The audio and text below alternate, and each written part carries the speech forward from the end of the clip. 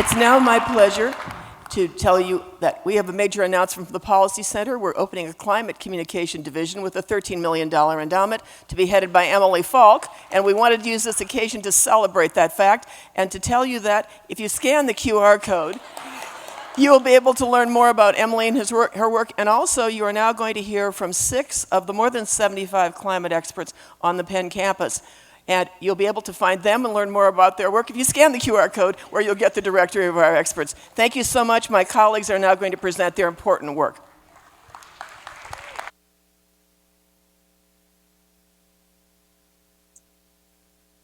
Good evening. My name is Jennifer Pinto-Martin, and I'd like to talk to you tonight about climate change and eco-anxiety. Eco-anxiety is something that we are increasingly noticing as a consequence of the changing climate, particularly among youth all over the world. I'd like to describe some work that we've done in the Galapagos Islands and also in Philadelphia, investigating emotions around climate change. In the Galapagos, the changing climate is already having an impact on biodiversity and human habitation, and these events that happened once every 100 years are now going to happen annually, these extreme sea level events. We use something called a draw and explain activity to elicit children's emotions around the changing climate and their environment by asking them a series of questions and having them draw and describe what they were feeling. And here's an example from one young girl who said, "One of my favorite things to do is to watch the sun set over the harbor." You can see that the seals are crying out for help and she's waving to them, looking rather sad, as is the tree that she's sitting under. This next project is taking place in Eastwick, which is part of Philadelphia, and it's an area that has always been prone to flooding, but the flooding is happening more frequently and with greater intensity now because of climate change. 90% of the properties are at risk for flooding.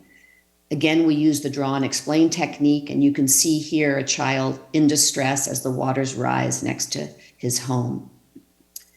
In order to mitigate against this anxiety, we are integrating climate change workshops into the school curricula and helping teachers develop ways for their students to alleviate their anxiety with hands-on activities such as gardening. We're also advocating for policy change to fund climate resilient infrastructure. Thank you.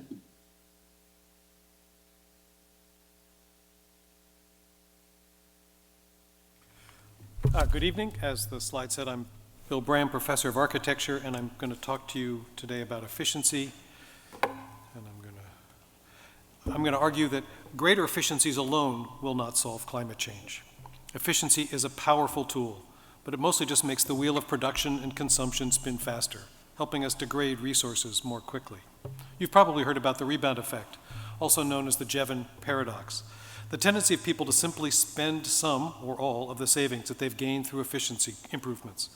But I want to talk about something more fundamental, which is the tendency of systems of all kinds, from forests to cities, to self-organize in order to maximize their power.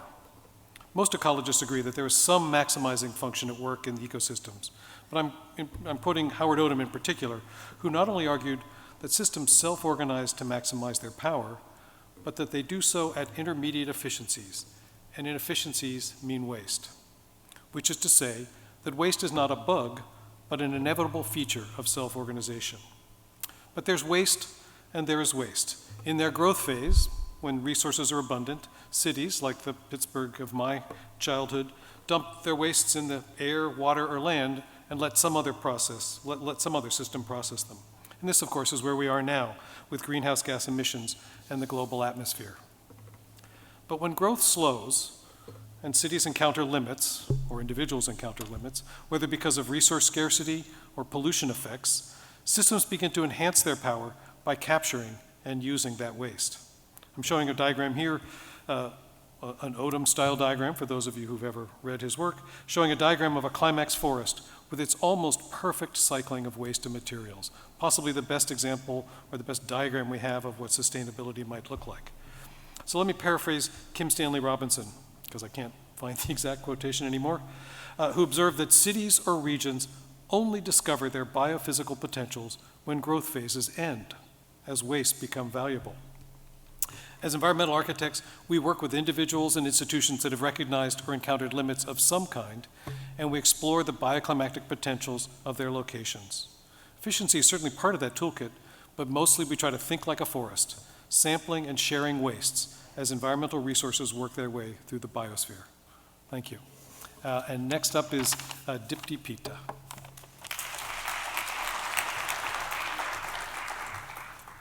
Good evening. I'm an associate professor and a co-founder of Center for Stewardship, Agriculture, and Food Security. And I work at New Bolton Center, 35 miles south of Philadelphia. So my program is at the interface of livestock, gut microbiome, and food security. And we all recognize that livestock are a great source of animal protein. But we also feel the tension that they are the source of enteric methane emissions. So what is the solution here?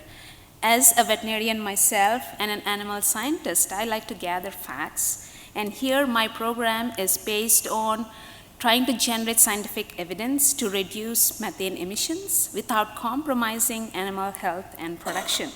How do I do this? My program centers on gut microbiome, how it links with maintaining healthier livestock, their healthier products, and how that influences healthy lifestyles for people, and then how we maintain healthier environment.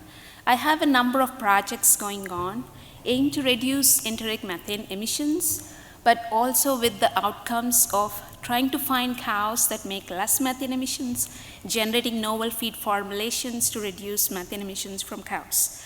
One of the emerging projects that I would like to focus on programming the neonatal gut microbiome in livestock to curb methane emissions. We have developed a product, a probiotic cocktail. When we administer them to baby calves right from birth until 12 weeks of age, it has shown to reduce methane emissions by 45%. This is pretty exciting. And while we continue to do these pilot investigations, we are also ready to do translational research. And we are very fortunate to have funding support from Gerstner Philanthropies. This started just this month. So we are really excited to start this research on commercial herds. So stay tuned for more information. And yeah, if you ever want to visit New Bolton Center, please feel free to come and visit us. With that, I close, and thank you so much. Our next speaker is Joe Francisco.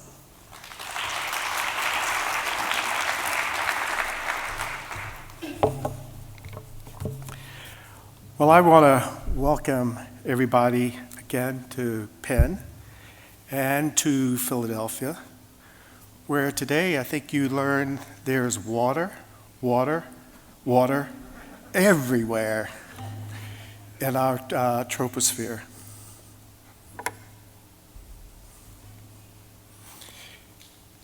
Our stratosphere, on the other hand, is remarkably dry, containing very little water. However, as a consequence of global warming, there's a massive injection of water into the region. Water injection into the stratosphere affects chemistry, and that chemistry involving chlorine and bromine, resulting in an accelerated loss of ozone. A closer look at a water droplet, a cloud water droplet, starts to provide some insight into how water changes chemistry. The sticking of pollutant molecules from air onto a water droplet surface orients molecules, and this dictates and changes chemistry. In fact, it changes how fast chemistry will take place.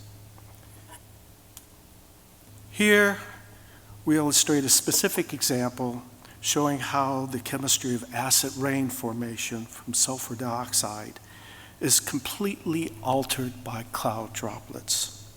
The chemistry is more direct, it's faster, and it happens on a time scale that now starts to help us to explain major haze events in megacities across the globe.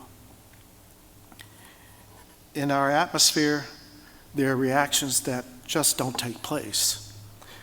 And they don't take place because the chemistry is just not possible. As this slide shows, and highlights.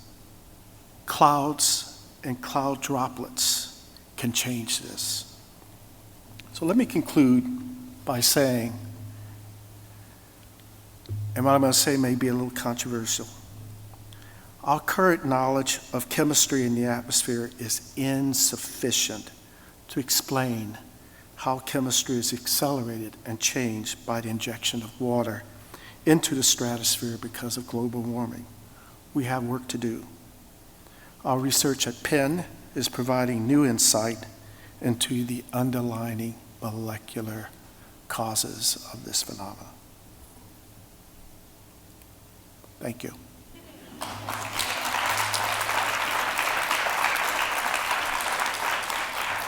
And next, I would like to invite my colleague Simon Richter, Professor German, to the podium.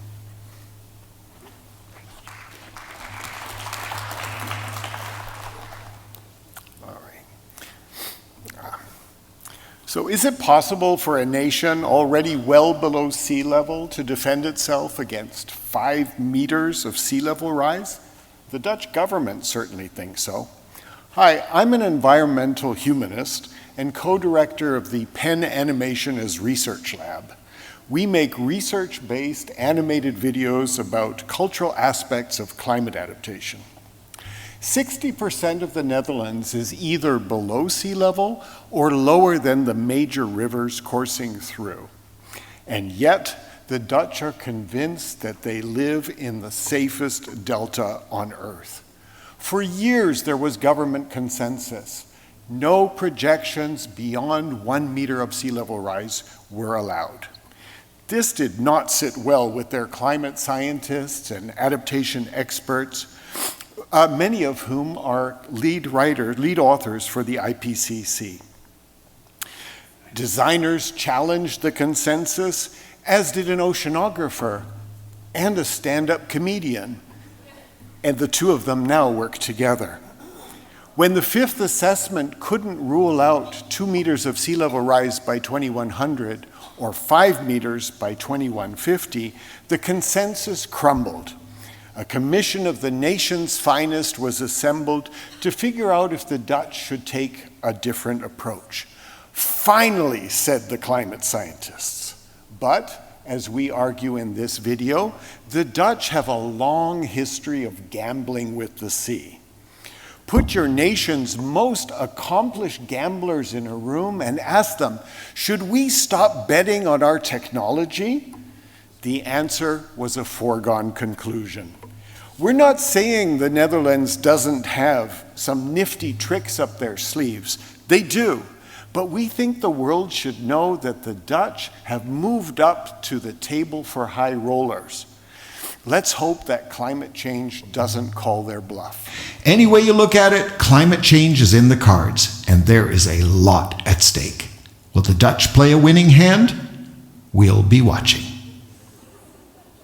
I'm Poltergeist. You know where to find me. I'll be right here, peering beneath the surface. Because when it comes to water in the Dutch, there's more going on than meets the eye. All right. Thank you very much. Our next speaker is Katie Barott. All right, thank you. My name is Katie Barott, and I have the great privilege of studying the ecosystem that is the most amazing ecosystem, I think, on our planet, and that is coral reefs. So this image here is showing you a picture of the Great Barrier Reef. And coral reefs are massive. They're actually the largest biologically built structures on our planet, and that three-dimensional structure is built by the coral animal, and it supports immense amounts of productivity and biodiversity. So coral reefs interact with 1/4 of all marine species. So that's incredible. And that structure is built by an animal. So on the left here, in this fuchsia and green, we have the coral animal. It has those tentacles that can capture prey and feed the animal, but what makes corals really special is they have a partner, an algae. So on the right there, those little circles are photosynthetic plant-like cells that actually live inside the cells of the coral animal and feed the coral. So the coral gets most of its nutrition from these little plant cells that live inside its body. And so my research tries to understand how these two extremely different organisms interact with one another and how they benefit each other. But what's really alarming about this partnership is that it's breaking down in response to climate change. So as the sea temperatures get warmer, this partnership breaks down, and the algae are actually expelled or choose to leave somehow in response to high temperatures. And so we call that coral bleaching. So here's a picture on the right. We have a bleached coral that's that white color. This coral has lost its partners and is starting to starve to death. But just to the left of it, it has a different individual that's bright orange, still has all of its symbionts. These are the same species of coral experiencing the same heat stress, and we're trying to understand why do we see one coral that's resilient to this stress and another coral that is suffering from that stress. And so we know it has some factors due to the host, the animal, and some factors that are due to the species and the type of symbiont or partner that these animals interact with. And so there is resilience on reefs today, as we see on the left, and I'm going to leave you with this picture of me here snorkeling for scale next to a coral that's just massive, many, many hundreds of years old. So there's a lot of life left to save. We've lost about half of living corals around the world, but half of them are still alive, and we do see signs of resilience in our oceans. And so with that, I want to thank you on behalf of all my colleagues for being here and for listening to us talk about our research, and thank you for your attention.